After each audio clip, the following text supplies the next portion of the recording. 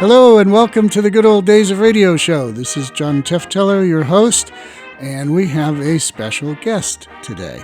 A very special guest today. Our guest today is Miss Elva Green, and Elva is the daughter of Eddie Green, who was a famous character actor on radio, mostly in comedy, in the 1940s, and appeared on lots of programs.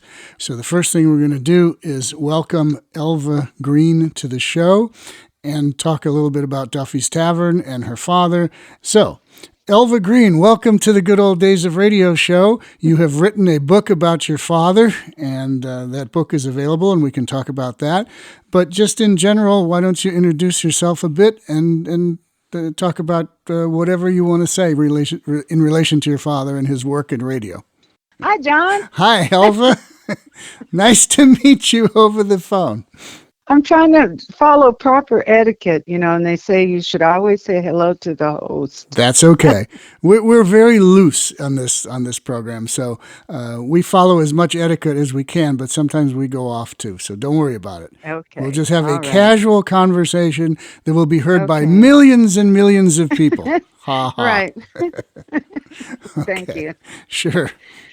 The name of the book is Eddie Green, The Rise of an Early 1900s Black American Entertainment Pioneer. You didn't start writing until 1998. I guess that's when the book about your father came out. And then you've also done a book on the Jeffersons, the TV show, and Maude, right. And I guess Good Times as well.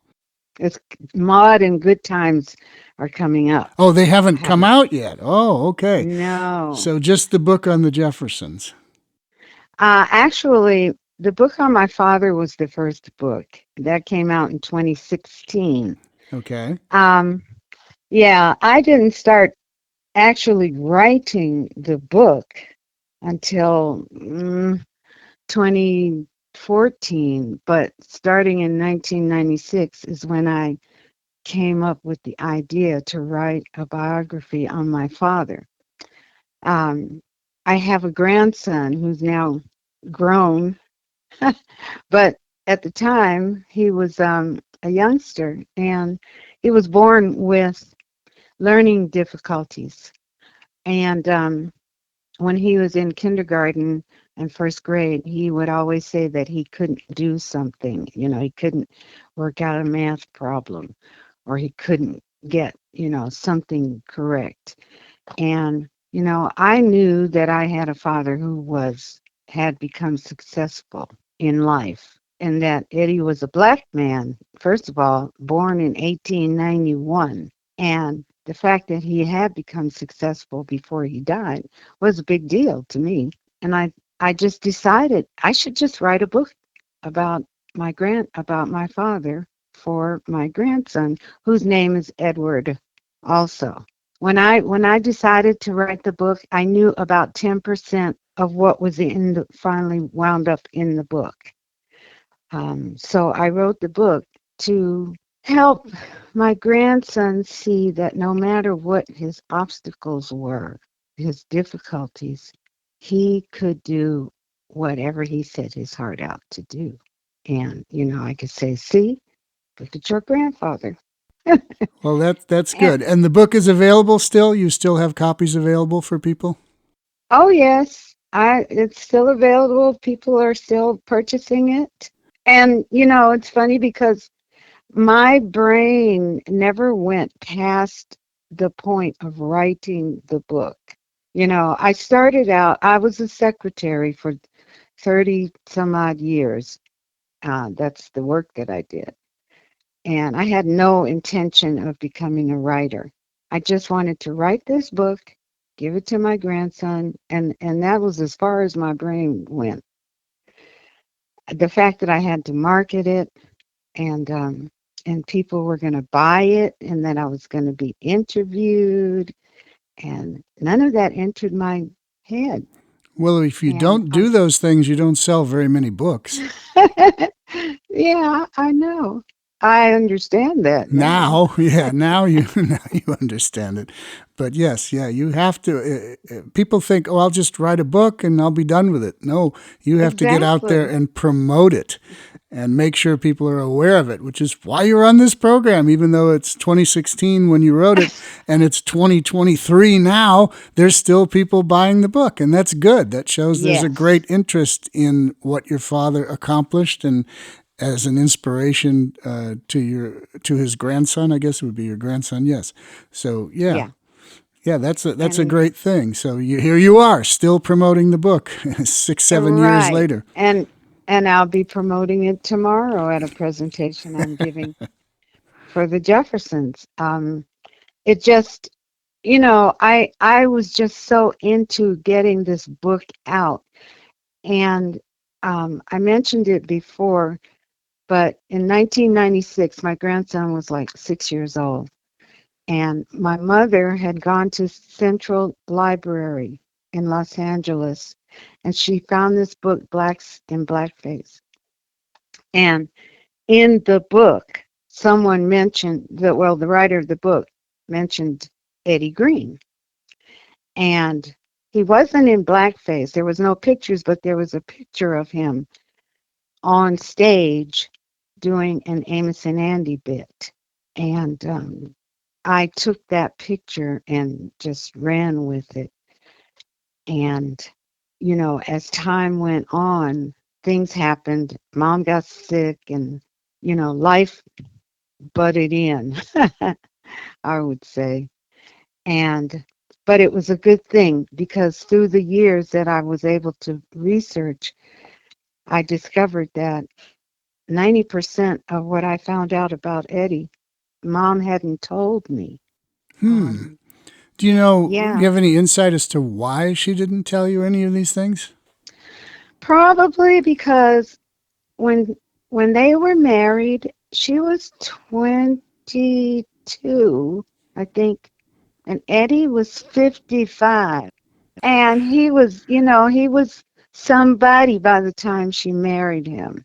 And he had money and he owned a refrigerator. That's what she told me. He owned a Uh, refrigerator. Okay. yeah, Refrigerators not were a everybody. scarce commodity back in the 1940s. She was still living with her mother and she still had to put ice in the ice box. Yeah, they used to call them ice boxes. That was going to be my Yeah, next comment. It wasn't even really a refrigerator, it was an ice box, right? Yeah. exactly. Okay. So when she met Eddie, here's this, short, funny guy. He was 5'1", and he was funny, and she married him. And I think that she wasn't particularly concerned about what he did, in 1921 or 1931. They got married in 1945. Okay. And, he took her places. He took her to New York. He took her to Paris. They had parties, and, he bought her furs. And she lived a big life at the time. Um, But then Eddie died in 1950. I was still a child. Yeah, you must have And been very young at that point. yeah, and her life changed drastically, went a whole different way, and we got a whole nother father. And she just didn't talk about the old days, just here and there. She would mention, like she told me, she let me watch the 1945 Paramount Duffy's Tavern movie on TV when I was 8 years old so that I could see Eddie. Um, she told me he wrote A Good Man is Hard to Find, the song. Oh, that's interesting. I'm familiar with that song, sure.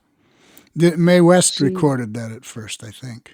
Sophie Tucker did also. Okay, well, yeah, I know Mae West did it. I'm not a big Sophie Tucker fan, so I don't know, but Yeah, she did it for 10 weeks straight okay. in one of her shows. She told me that she had pictures of Eddie, Frank Sinatra, and herself. So I know that he knew Frank Sinatra.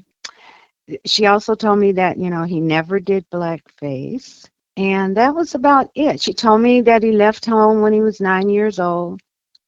he did take her and show her the slum that he was born in Baltimore, and he told her why he never goes back, went back there. But she that's about it. It's like she just told me little highlights, little snippets. Like she never told me he was on stage with Bill Robinson in the Hot Mikado. Yes, it was up to you to find out all these details and turn it into a book. And that's what I did. And as I researched, the more I found. I went to this museum and they told me to go to that museum. And I went to the Mamie Clayton Museum. And oh no, I got a pro bono lawyer to help me out.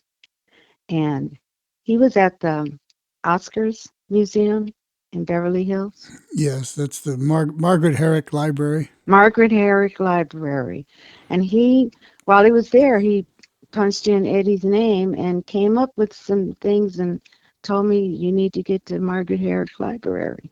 Yes, they I have a got your phone. enormous collection of photographs there. They had photographs. They had Eddie's scripts for the movies he made. They had posters for his movies. They had the Paramount contract. Yeah, it's a marvelous research center. The only problem with it is if you don't live in Los Angeles, you have no real access to it. You have to travel and actually go there to do the research. Exactly.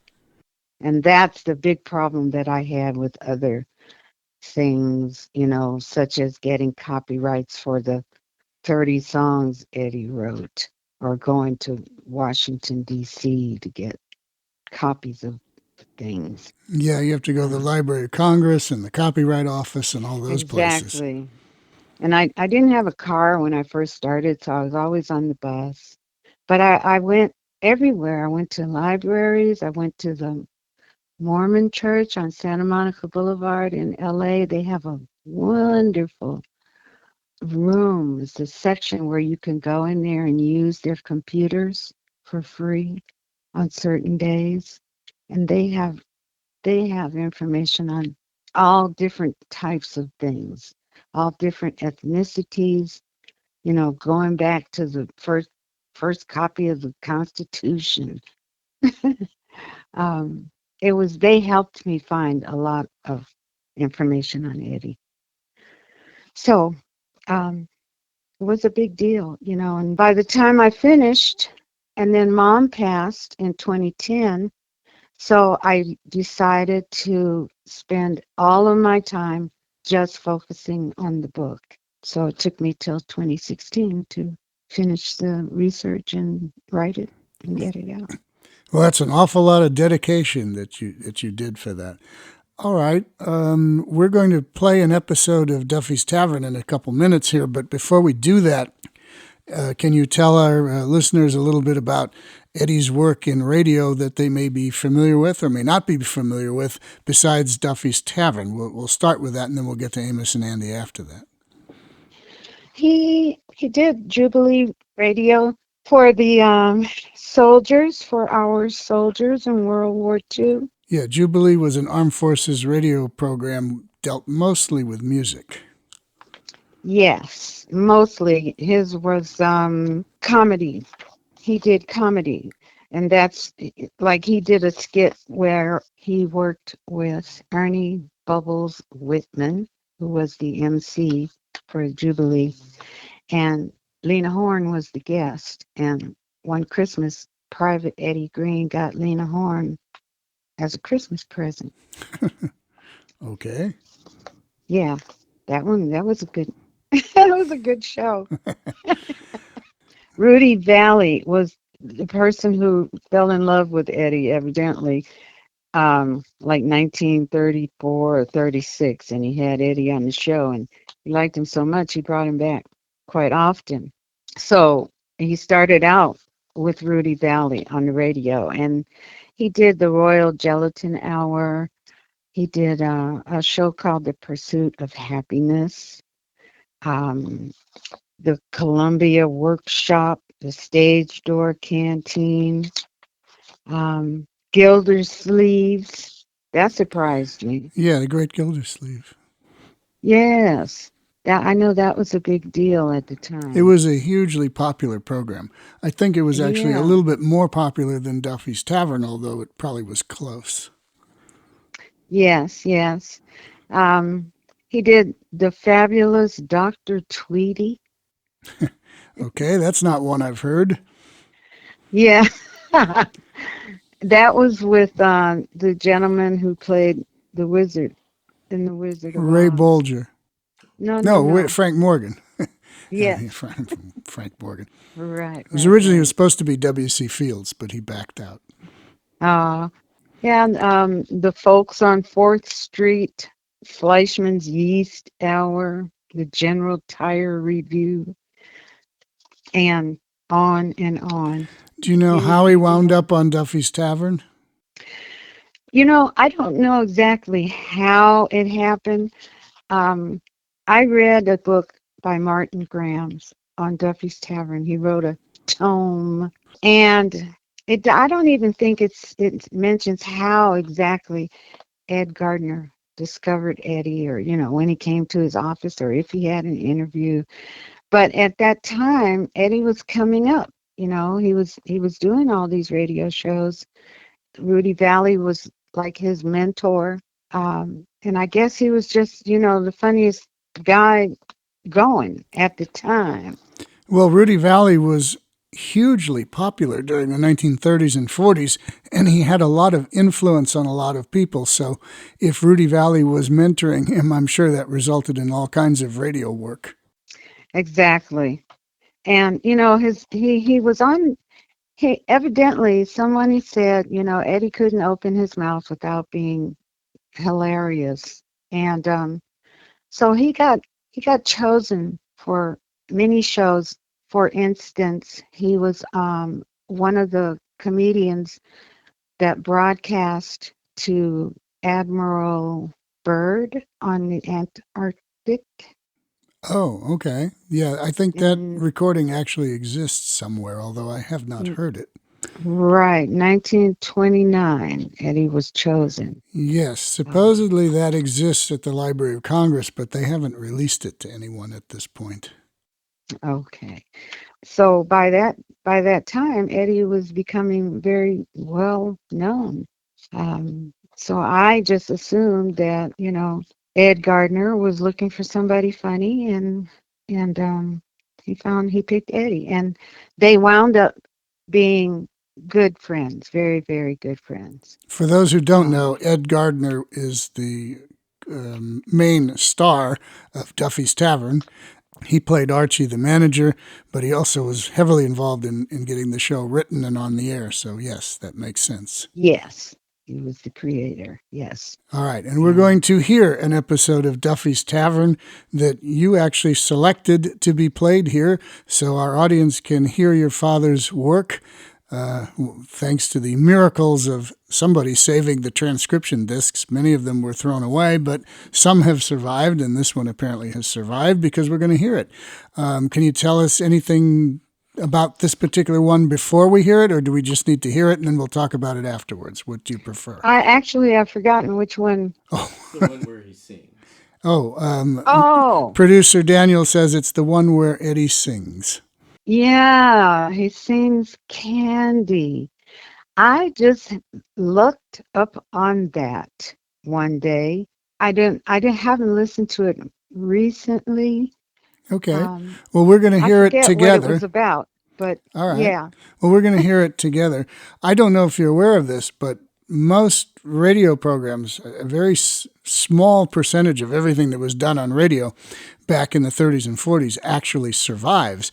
A whole lot of it, a huge percentage of it, has been destroyed over the years because they didn't record that many programs. They didn't save that many recordings of those programs, and a lot of them have just been lost over the years. So anything that we have is due to a sort of a miracle with a bunch of Hmm. private collectors like myself who've saved them, and there are some public archives who've saved them, but most of them have vanished. So it's a real treat for you, especially to be able to hear your father, because if they hadn't recorded these things and they hadn't survived, you would have never be able to hear them. Exactly. And I think that maybe what I heard Hinckley, Hinkley. A man and his wife were going out of business, and they sent me CDs with some of those shows on them. All Yeah. right. Well, why don't we have a listen to Duffy's Tavern? Do we know the date of this particular program, Producer Daniel? No, we don't. Okay. Well, we'll get it. We'll get it for the audience before when we come back after we listen to it. But this is Duffy's Tavern, starring Ed Archie Gardner, and with special appearances on this one with Mr. Eddie Green. So we're going to listen to this together, and then Alva and I will have some comments about it after it's done. Here we go. Thank you. We take you now to Duffy's Tavern.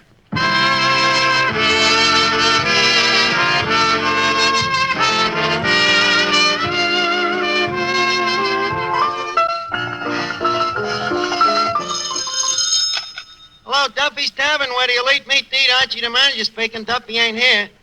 Oh, hello, Duffy. Tonight, Jinx Falkenberg. Cover girl, swimmer, movie actress, tennis star. Yep, she's packed to the hilt with talent. And boy, what a hilt. Yeah, lovely face, Duffy. You know, the kind of a girl you'd like to have for a sister.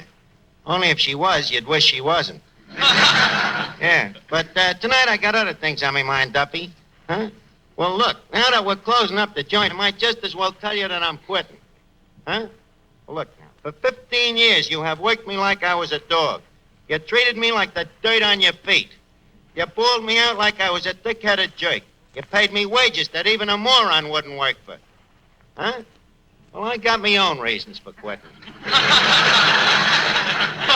Now, look, Duffy, please, do not argue. Tears and lamentation will get you nowhere. Well, I gotta go. Huh? I bid you bon voyage, sir.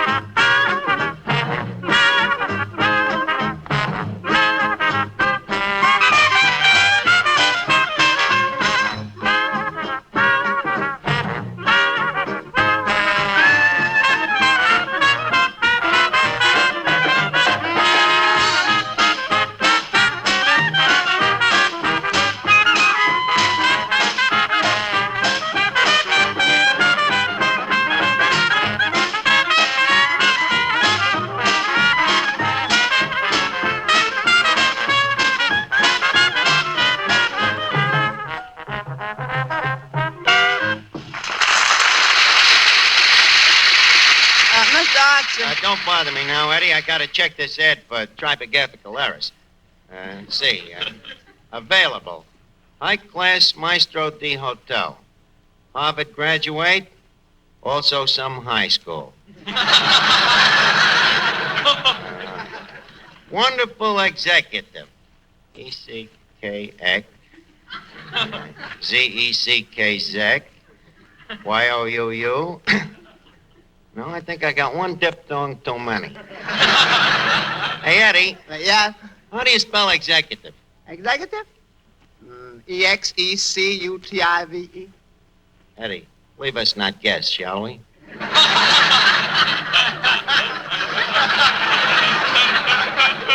I'm sorry.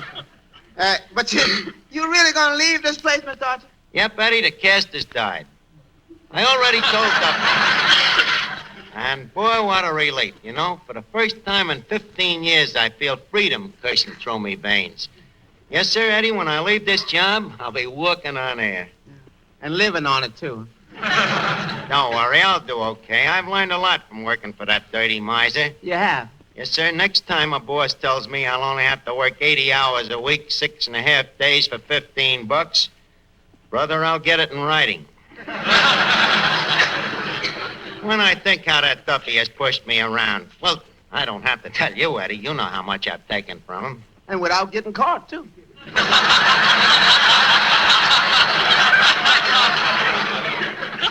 Mr. Archer, how you happen to come to work in this gastronomical Alcatraz in the first place? I was a dope, Eddie. I let that Duffy soft soap me into it. What a picture he painted. Archie, someday this place will be all yours. I ain't gonna live forever. Promises. Empty promises. He let you down, huh? Yep. How'd he suck you into coming here? Well, I was just an inexperienced country boy at the time, and when Mr. Duffy told me the hours and the pay, I thought it was a good job. Come on, Eddie, quit kidding. What keeps you here? Well, as a matter of fact, see, I kind of like this place. Huh? Yeah. Maybe I'm just a sucker for bright lights and the crunch of pretzels. Yeah, I know how you feel, Eddie. There is certain things about this joint that does get under your skin. Yeah. Yeah? The soft swish of a customer being dragged through the sawdust. Yeah. The gentle rattle of teeth getting knocked out in a fight. Yeah? The gusty smacking of lips at the free lunch. Followed by the dull thud of falling bodies. Now, wait a minute, Eddie. Quit trying to nostalgia me. I see what you're trying to do. No, sir. My mind is made up. Hello. Hello, Finnegan. Yeah, it is. I was saying my mind is made up. What's the matter, Art? You sound sad. Yeah, Finnegan? You see, I ain't gonna be here much longer. You ain't gonna be... Go on, Art. You'll live to dance at my funeral. Finnegan, I ain't talking about rigor and me mortis. Oh. I'm talking about quitting me job. Oh, is that so? Art, I don't want to shame a ghoul, but if there's going to be a vacancy, I wonder if Duffy would consider Finnegan, me. there is an old maximum. You can't fill a vacancy with a vacancy. You know, there's a lot to learn before you can manage a joint like this. So what? I learned very fast. Well, if you learn very fast, how come you don't know nothing? Well, easy come, easy go. It's laughable. You run Duffy's Tavern. Finnegan, you had no business experience. Archie, you forget my dog walking around. And the year that I was associated with that hidey-gidey. You mean one of them hand organs with a monkey? Yeah. Which end of the business were you in? Yeah, I was the one that turned the crank. Oh. Well, was the enterprise successful? Well, between you and me, no. You see, a business has to be built on confidence, and frankly, I just couldn't trust that monkey. Well, Finnegan, you'd have problems on this job, too. No, I'm afraid I couldn't recommend you. Oh, another failure. Yeah, you do have tough luck, don't you? Yeah, it's a case of us Finnegans, Arch. I guess I'm just like me father. The one time in his life he started to make good money selling apples, boom, the Depression ended and he was wiped out. Yeah. That's when you left school and went to work, wasn't it? No, I wanted to leave school, but my mother wouldn't let me. I was only in 4B. How old was you? Not quite 19.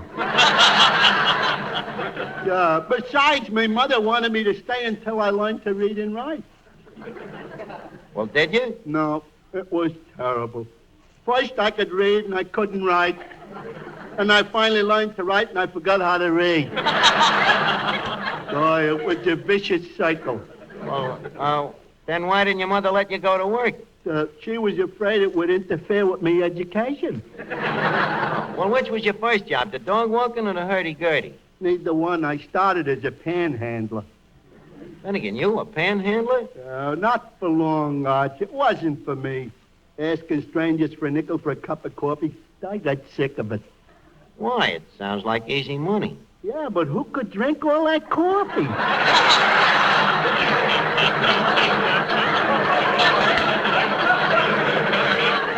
Well, I'm gonna miss you, Finnegan. But, on the other hand, it'll be such a pleasure to get away from that big, fat, blubber-headed boss of mine. Archie, you stop talking that way about Papa. What makes you think I'm talking about your father, Miss Duffy? What other big, fat, blubber-headed boss have you got? You mean did have? I'm quitting. Maybe you don't know it. Yeah, I heard about it. And I think it's a dirty trick after all Papa's done to you.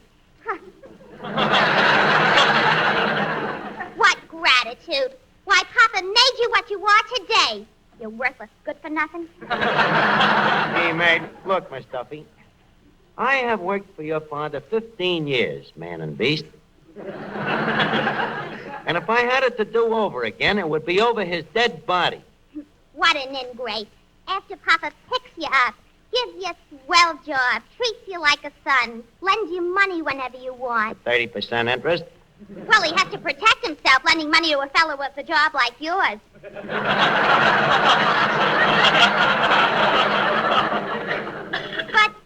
that doesn't say that he's stingy.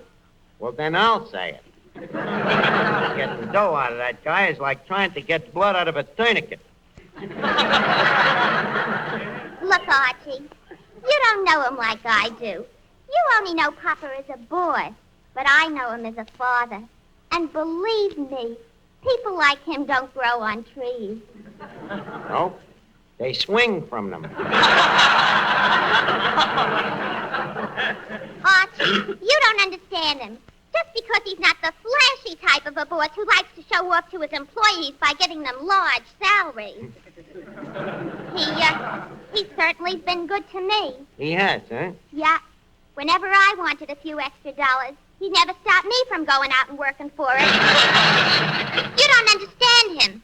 On the surface, he may seem to despise you and hate you, but underneath it all, he's really sincere.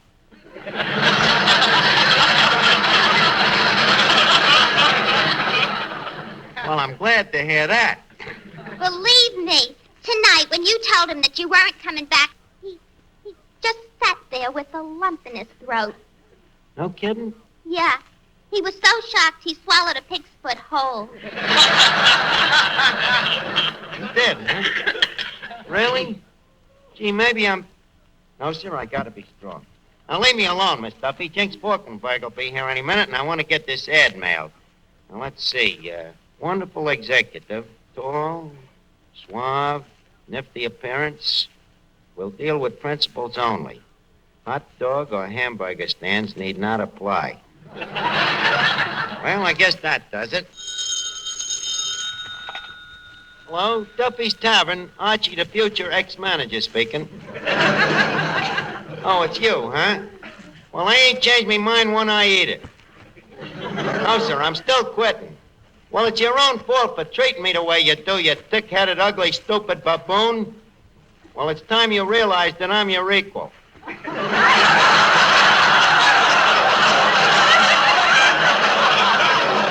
Huh? What? Go soak your feet, you big mullet head. Ah, me. Such a tender parting. Well, it's no use leaving bad friends. Well, Eddie, I guess I better pack my stuff now. Let's see. Where's me bartender's handbook? You mean how to win friends and put people under the influence? Yeah. Right over there next to your Mickey manual. Oh, thanks. thanks. Now, let's see. I'll need me short measure jigger with the false bottom. Now, what else? Hey, Miss Archie, that girl over there, ain't that Miss Jinx Falkenberg? Where? Oh, yeah. Yeah, look at the cut of that dress. If the top was any lower and the skirt was any shorter, it'd make a great belt. Look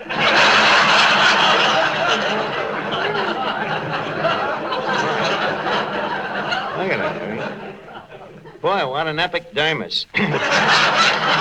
Hello, Jinx. Well. Hello, Archie.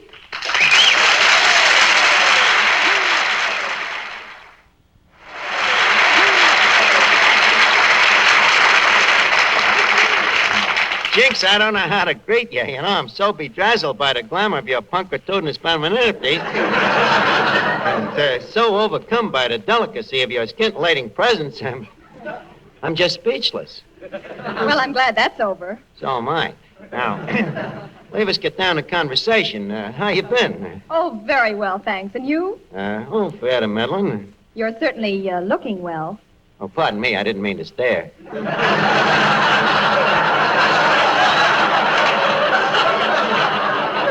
No, Archie. What I meant was that you seem to be in very good condition. Oh, well, I'm like you are. I'm very careful with my body. I treat it like a delicate machine, you know. You know how I got this physique of mine, don't you? Malnutrition? Yep. And plenty of it. Yes, sir. Lots of fresh air, exercise. What have you been doing for exercise? Oh, I've been working out in the gym. Oh, calisthenics. Well, I got a few blisters. Yeah, I've been doing that weightlifting, you know, flying around on a trapeze, rope climbing, barbells. Cut it out, Eddie. Yep, exercise has done me a lot of good. Had great results from it. You know that magazine, Strength and Health Digest? Certainly. I can tear it in half.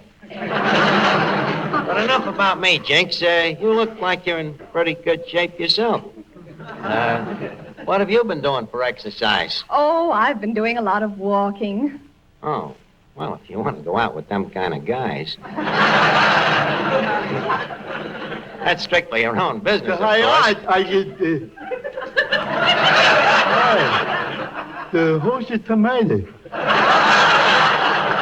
Finnegan, please. I wish you would be a little more couth. Jinx, this is Mr. Finnegan. I'm very happy to know you, Finnegan. Hey, this thing's a fast working. Wait a minute. Didn't I see your picture in Photoplay magazine last week? Possibly. In a strapless dress? Yes. With a bare midriff? That's right. And a long neck? Right. I thought the face was familiar.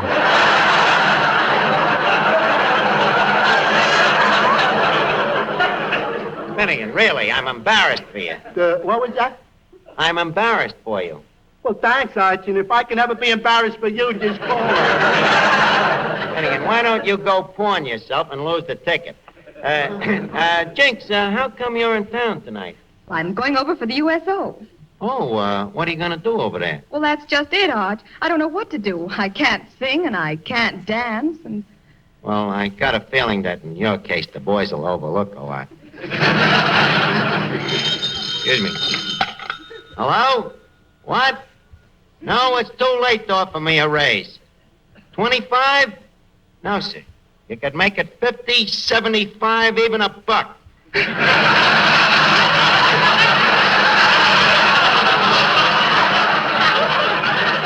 I still quit. And the same to you, sir. Jinx, you say you were going overseas, That's huh? right. Look, how's about hiring me? No. Well, then maybe I could be your... No. Well, you're going to need... No.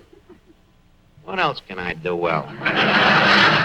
Now, look, Jinx, you just said yourself that you can't dance and you can't sing. Why don't you take somebody with you who can? Archie, you mean that you sing and dance? Yes. I not only sing and dance, but I tell great jokes, you know. Does that solve the problem? No, Archie, it's not that simple. What I really need is a whole troupe. Jinx, if I can get the troupe, can I go with you? Well, It's a deal. Now, wait right here. In a few minutes, I'll have the whole show ready for you to look over. Hey, Eddie, Finnegan, come here a minute. Answer the phone, Eddie, and tell him that I'm still quitting, that he is a jerk, a crumb, and an ignoramus. Hello, Mr. Duffy? The opinions about to be expressed do not necessarily represent those of the speaker. You are a... Oh. Well? He beat us to it and added fathead. The unmedicated call. Well, when Jink sees this show we got here, I can bid this crummy joint a fond good riddance. Now, Eddie, you get your song ready, and I'll go over and check with Finnegan, Miss Duffy. Right, Mr. Schubert. Just call me Messrs. I'll be right with you. Oh, Eddie. Well, he suffers from a conflict. What do you mean? He's got a champagne imagination and a beer head. See, Miss Falkenberg, he quits this job every third day. But this time, I'm afraid he's thinking of quitting. In which case, he would be very unhappy. Because he really loves this place. Well, why don't you talk him out of it? Well, that's what I was hoping you might do. You mean bring him to his senses? Yeah. Of course, it would be the first time they ever met. Well, I'll see what I can do, Eddie. Well, Jinx, we're all ready to roll. I got a show here that them guys overseas will be nuts about. Just sit down over there and listen to it. Okay, in the pits, music.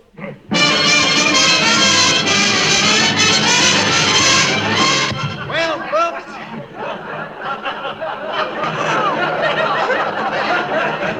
Here I am again, you lucky people. 110 pounds of charm and personality.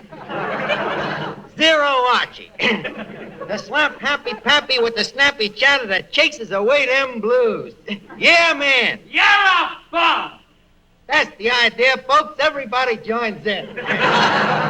Well, sir, a funny thing happened to me on my way down here tonight. I was accosted by a panhandler. He come up to me and he... You're a bum! Oh, yeah? See the way I handle them hecklers, Jinx? And now, I bring you direct from the Orange Room at Netics that solid sin and scat singer of smooth, syncopated swing, Eddie Green. What are you singing, Eddie? Scandy. Take it away. Candy, I call my sugar candy, 'cause I'm sweet on candy, and candy's sweet on me.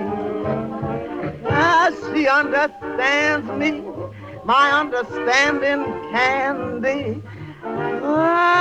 Sweet candy, when I need sympathy. You know what I wish? I wish that there was 4 of her, so I could love much more of her. Oh, she's taken my complete heart. I'm crazy about my sweetheart. Candy, it's gonna be just dandy. Time when I marry Candy. And we're gonna have 1, 2, 3, 4, 5, 6, 7, 8, 9, 10, 11 of the cutest little gumdrops when I make her mine, oh mine.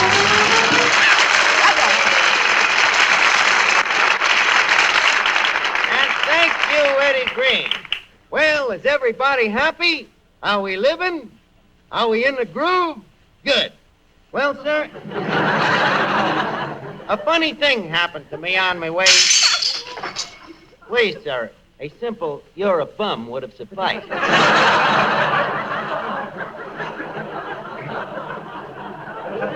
And now, that popular duo of 2, them perennial favorites of stage, screen, and radio, appearing for the first time anywhere. Here they are, half a wit and a miss. The kids will sing that popular hit, Indian Love Call. When you're calling me, hee, hee, hee.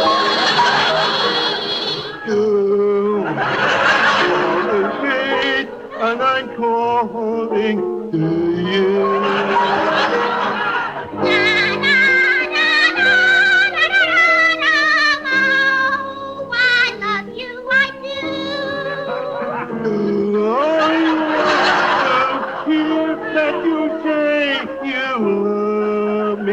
I love you too. Oh, I love you so.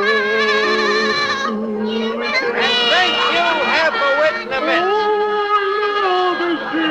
And thank you. And thank you, half a wit and a miss.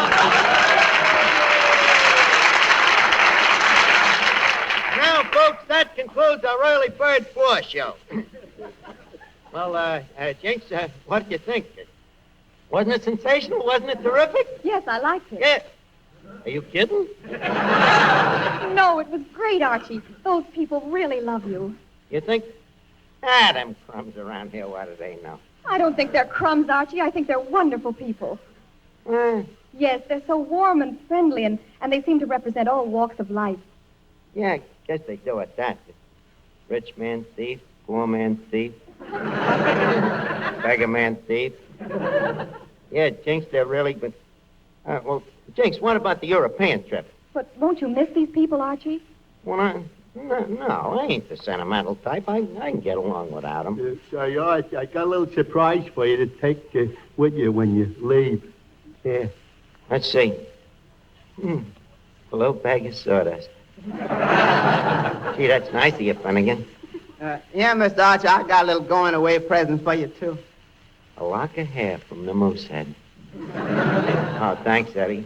Gee, fellas, these things are certainly going to remind me of the place. Well, Jinx, I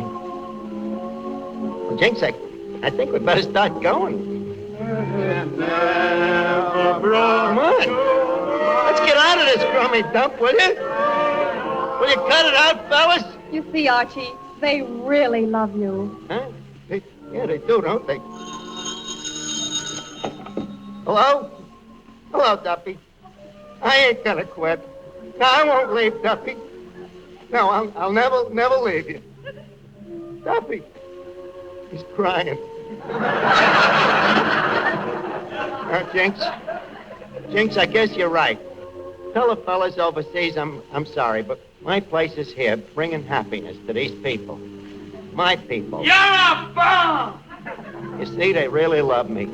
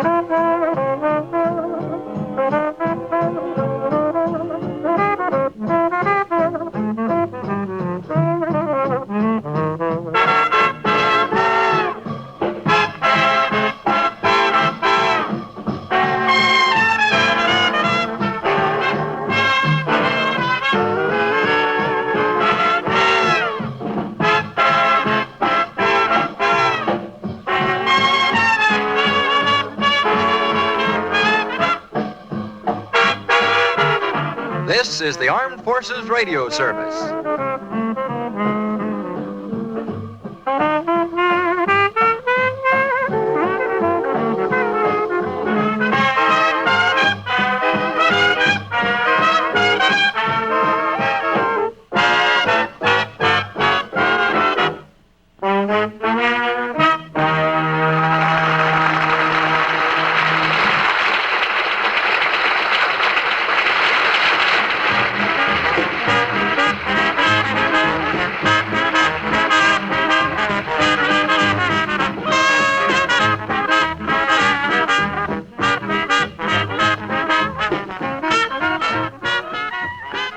Okay, that was Duffy's Tavern. We did find the date on that. It was originally aired on June 8th, 1945, over the Armed Forces Radio Service Network. I think Duffy's Tavern was on NBC or CBS in America, but they would record the programs and then make them available to the soldiers overseas via the Armed Forces Radio Service. And that is why some of these programs actually survived. The network versions were destroyed long ago, but some of the soldiers actually kept some of those Armed Forces radio transcriptions and brought them back to America when they came back, and they have since been found and the shows on them transferred, and that's why we get to hear Eddie Green on Duffy's Tavern from June 8th, 1945. I have a couple comments about this. There was a line in there that really kind of walked up to the censors and asked them to censor it, but they didn't. If you notice, the lady was saying that she has been doing a lot of walking lately, and then Archie replies, well, if it's your business if you want to be around those kind of guys. I don't think that they would have passed that through the censor if they had realized what that was, but somehow they got away with that one. The other line in there was when they're talking about a half-wit and a miss, and that's not something that would be considered risque or anything, but I don't think that modern listeners, those of you who are listening to this now, will know what that referred to. There was a very popular singing group in 1945 who used the name Six Hits and a Miss. And so for Duffy's Tavern, they changed it around to half-wit and a miss. And I just want to make clear that that was a little play on words there that most people would not get why that was done. Anyway, we have with us Elva Green, Eddie Green's daughter, and we've been talking about his appearances and work on radio. Elva, what did you think of that program? I also noticed that line when she said she had been out walking. Doing a lot of walking was the way she put it. Yes. Yeah, that rather surprised me, especially for 1945. Yeah, they snuck that one by somehow. I don't know how they did that, but they did. That must have had something to do with Ed Gardner. Well, some shows would do that, but they had to be very careful how they did it, because if they got themselves in trouble, they could find themselves without a sponsor and off the air real quick. Yeah, and I was very happy to hear Eddie sing. Did he write the song Candy? Oh, I don't think so. Okay, I don't know. I know I've heard the song before, but I didn't know what songs he wrote and what he didn't. No, I think it was just popular at the time. Okay. From what I remember seeing, Eddie wrote songs, but he didn't necessarily sing the songs that he wrote. Okay. But when he did, he was kind of he talked through the song. Like, I found a song he did called I'm Leaving You, and it's a duet. I forget the lady's name, but he talks to her, telling her why he's leaving her, and she sings to him or something like that. Well, that was a technique that some people used. Sometimes they used it because they couldn't really sing, and other times they used it because it was an effective tool for making a song stand out. Right, and Eddie wasn't necessarily a singer, but he was a writer. He was a dancer, sure, but not necessarily a singer. So. All right. Well, we are speaking with Miss Elva Green, Eddie Green's daughter, who wrote the book on Eddie Green and his career, not only in radio, but vaudeville and motion pictures. The book is called Eddie Green, The Rise of an Early 1900s Black American Entertainment Pioneer. So you get from that title everything about what you're about to read. And those who are interested in getting a copy of the book, you can make Jeff Bezos richer and get it on Amazon.com. So check that out. We will be back next week with Elva Green for a second show. Our next one is going to be on Amos and Andy, so get ready for that. And in the meantime, this is John Tefteller saying thank you, Elva, for appearing on the show this week. We'll be back next week with another one. And